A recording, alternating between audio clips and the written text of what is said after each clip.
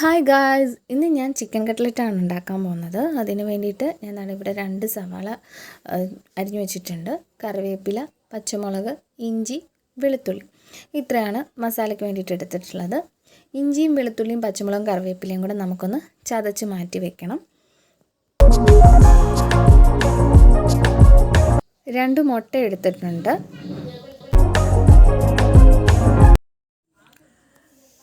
ഉരുളക്കിഴങ്ങ് ഒരു 3 എണ്ണം മീഡിയം സൈസാണ്, പുഴുങ്ങിയത് ഉടച്ച് വെച്ചിട്ടുണ്ട്. ഇത് ഇഞ്ചി, വെളുത്തുള്ളി, പച്ചമുളക്, കറിവേപ്പില എല്ലാം കൂടെ ചതച്ച് ഞാൻ മാറ്റി വെച്ചു.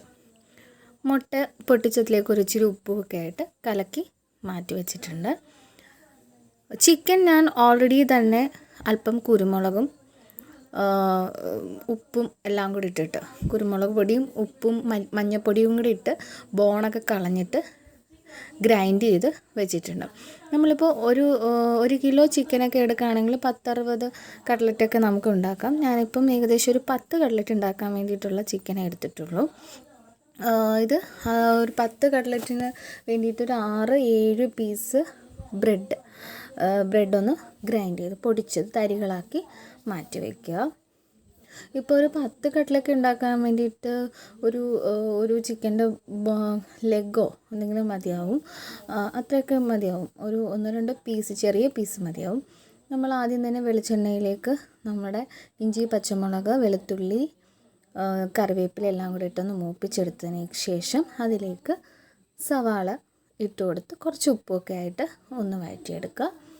ഇത് ഒന്ന് ബ്രൗൺ കളറായി വരും. ഒന്ന് വഴണ്ട് വരുമ്പോഴത്തേക്കും നമ്മൾ നേരത്തെ വേവിച്ച് വെച്ചിട്ടുണ്ടായിരുന്ന ചിക്കൻ ഗ്രൈൻഡ് ചെയ്തതും അതുപോലെ തന്നെ ഉരുളക്കിഴങ്ങ് പുഴുങ്ങിയത് അത് ഉടച്ച് വെച്ചിട്ടുണ്ടായിരുന്നില്ലേ, അതുകൂടെ ചേർത്തിട്ട് മിക്സ് ചെയ്തെടുക്കുക.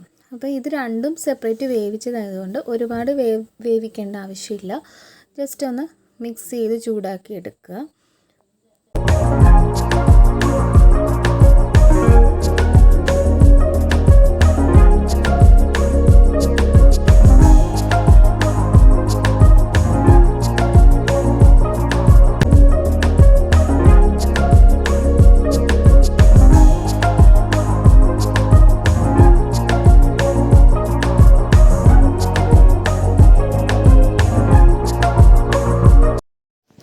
ഈ ഉരുളക്കിഴങ്ങും ചിക്കനും മസാലയും എല്ലാം കൂടെ ഒന്ന് പരുവായി വരുമ്പോഴത്തേക്ക് നമുക്ക് ആ ചെറിയ ചൂടോടുകൂടി തന്നെ ചെറിയ തിക്നെസ്സോടുകൂടി ഇതൊന്ന് റൗണ്ട് ഷേപ്പിൽ പരത്തിയെടുക്കുക. അതിനുശേഷം മുട്ട നമ്മൾ നേരത്തെ മിക്സ് ചെയ്ത് വെച്ചിരിക്കുന്ന മുട്ടയിലേക്ക് ഇതൊന്ന് മുക്കിയതിന് ശേഷം ഈ ബ്രെഡ് പൊടികളൂടെ അതിൻ്റെ പുറത്തുനിന്ന് സ്പ്രെഡ് ചെയ്ത് കൊടുക്കുക.